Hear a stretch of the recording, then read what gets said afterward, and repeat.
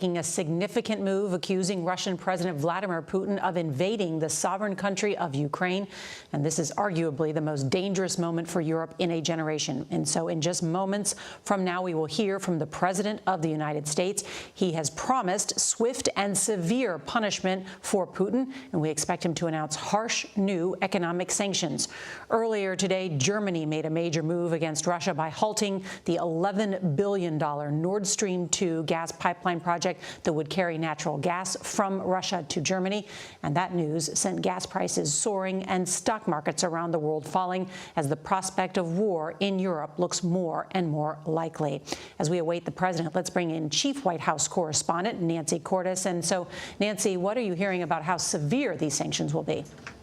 Well, Nora, we don't know whether the president will be announcing the mother load of sanctions packages that would basically cut off Western investment to Russia. We're hearing the president walk into the room now, so let's take a listen. Well, good afternoon. Yesterday, Vladimir Putin recognized two regions of Ukraine as independent states.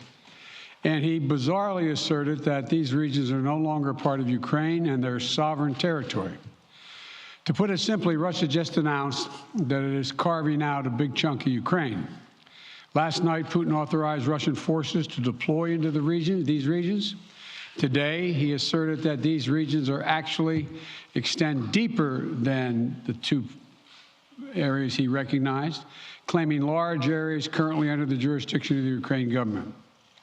He's setting up a rationale to take more territory by force, in my view.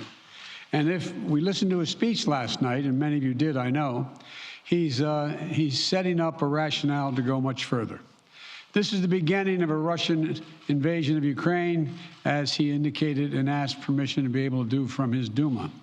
So let's begin to, I'm going to begin to impose sanctions in response far beyond the steps we and our allies and partners implemented in 2014. And if Russia goes further with this invasion, we stand prepared to go further as with sanctions. Who in the Lord's name does Putin think gives him the right to declare new so-called countries on territory that belong to his neighbors? This is a flagrant violation of international law, and it demands a firm response from the international community. Over the last few months, we've coordinated closely with our NATO allies and partners in Europe and around the world to prepare that response. We've said all along, and I've told Putin to his face more than a month ago, that we would act together. And the moment Russia moved against Ukraine, Russia has now undeniably moved against Ukraine by declaring these independent states. So today, I'm announcing the first tranche of sanctions to impose costs on Russia in response to their actions yesterday.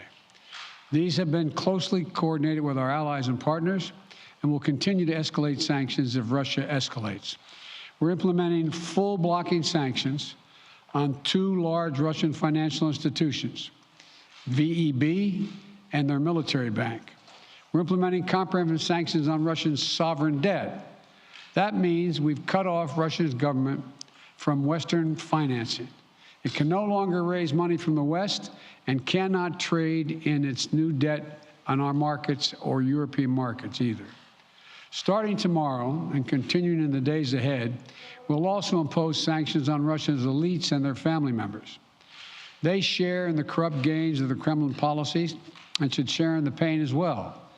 And because of Russia's actions, we've worked with Germany to ensure Nord Stream 2 will not, as I promised, will not move forward. As Russia contemplates its next move, we have our next move prepared as well. Russia will pay an even steeper price if it continues its aggression, including additional sanctions. The United States will continue to provide defensive assistance to Ukraine in the meantime, and will continue to reinforce and reassure our NATO allies.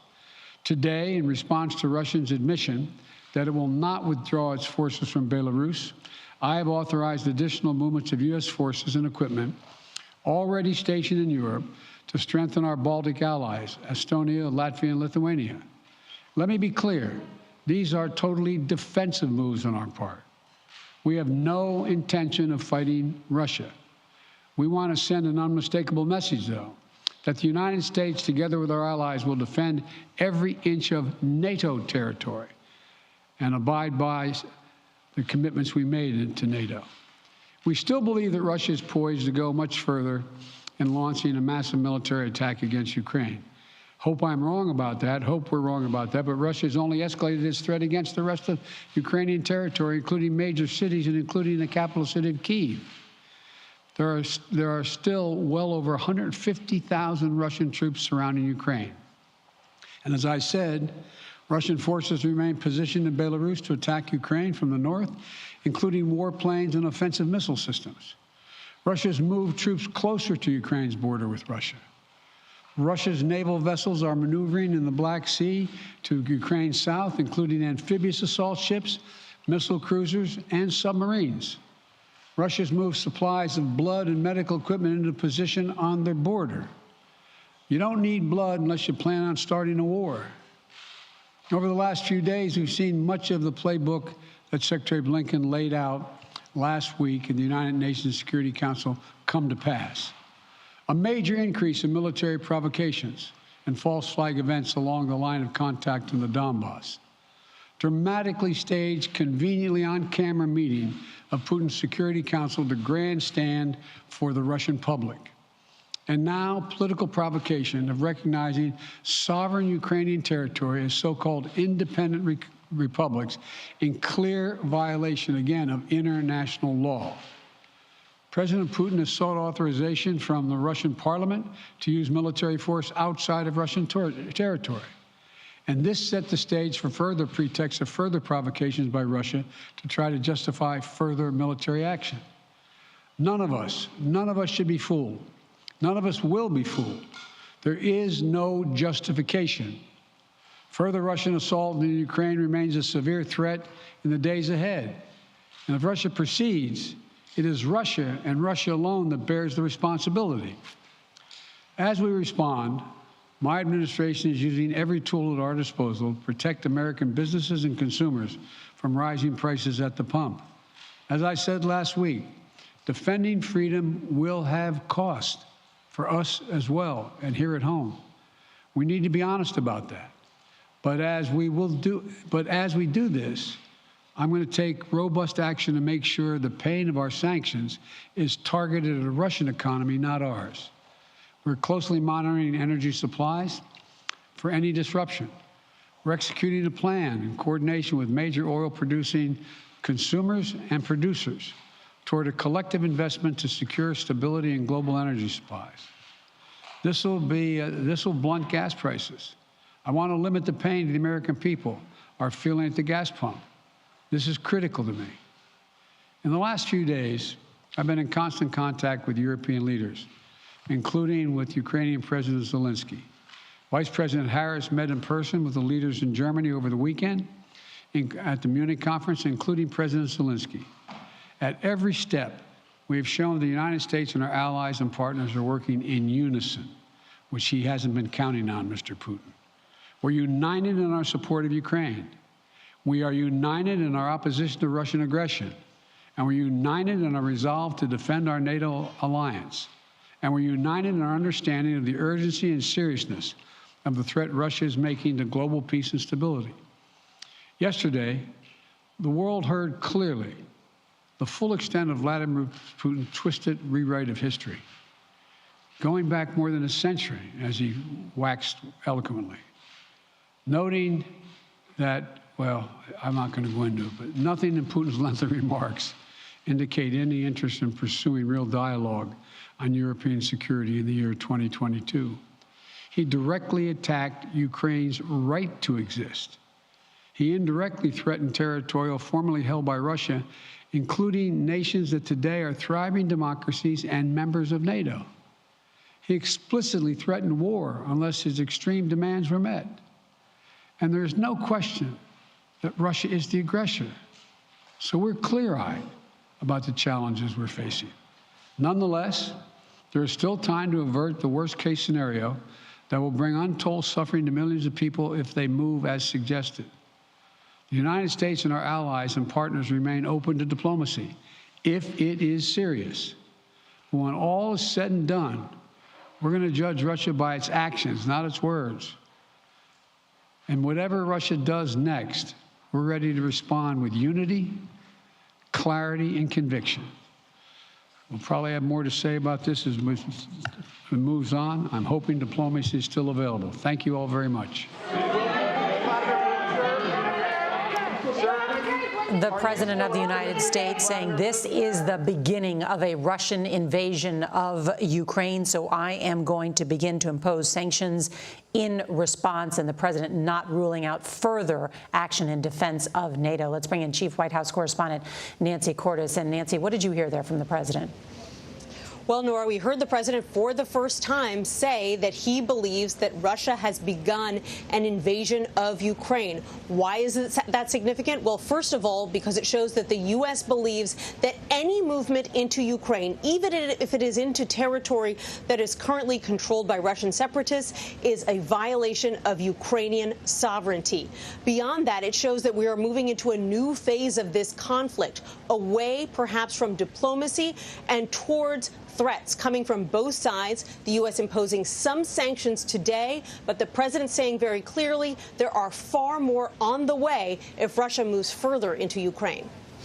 Stand by, Nancy. Let's bring in national security correspondent David Martin. He is at the Pentagon. And David, the president announcing additional troop deployments as well to strengthen the eastern flank of NATO. Explain the significance of that. Well, these are troop movements within Europe. In other words, these are not reinforcements being sent to Europe from the United States.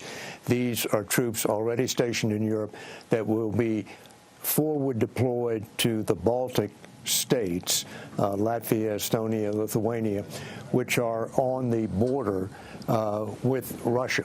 And these are just basically to serve as a tripwire to be there to reassure those countries that America will, in fact, fight to defend you if you are attacked. Earlier in this crisis, the president sent 5,000 paratroopers from the 82nd Airborne to Poland, and they are there now.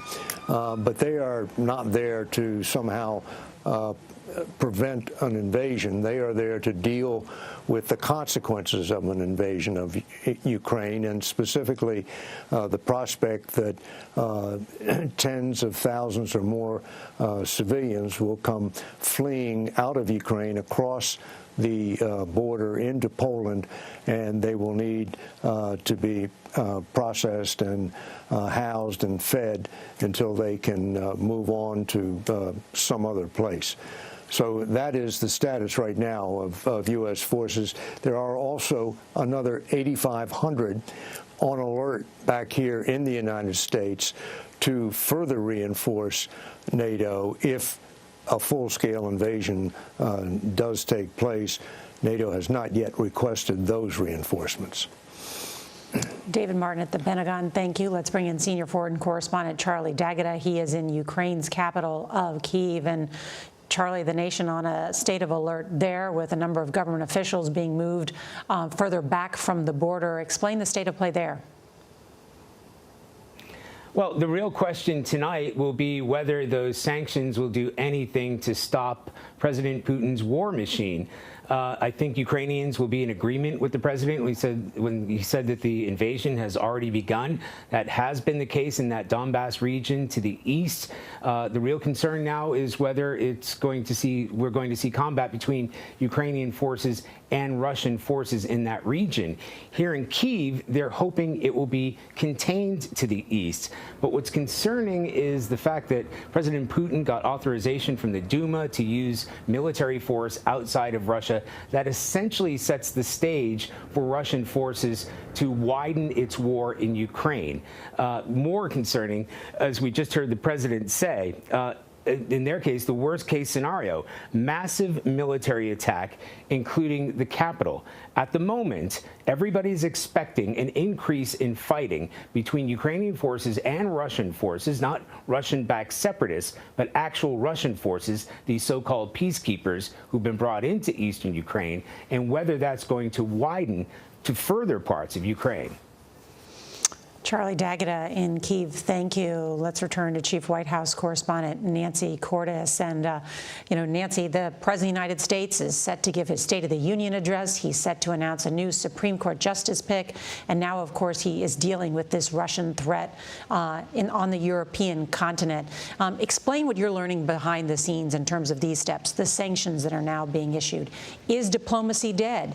Will the Secretary of State meet with his Russian counterpart? Will the president even have that summit with Putin that was floated? Are those off the table? The president said at the end of his remarks he hopes that diplomacy isn't dead. He hopes that talks can continue. At the same time, any type of summit between President Biden and President Putin had been floated last week appears to be off the table for now that Russia has actually entered Ukraine. Could the Secretary of State meet with his Russian counterpart later this week, at least telephonically as planned? We still don't know. Earlier today, a national security official said that was going to be up to the State Department to announce whether that phone call was on or off. There's no question the White House would rather deal with this diplomatically. So if they can keep those lines of communication open, they will. At the same time, the President of the United States is in constant contact with his European allies as they work to announce these sanctions in lockstep to send a powerful message to Putin that the entire West is arrayed against him. It's a very important point, the president making that point that the West is united. You saw each of them step by step announcing new sanctions, not only the British government, the Germans, of course, with Nord Stream 2, the European Union cutting off travel restrictions and other for wealthy Russians, and now, of course, the President of the United States following. And as Charlie D'Agata noted, will it make a difference, and will Vladimir Putin blink tonight? We will be watching, and our coverage will continue on CBS News Streaming, your local news, and tonight on the CBS Evening News. This has been a CBS News special report. Thanks to our correspondents and producers in the field. I'm Norah O'Donnell in Washington.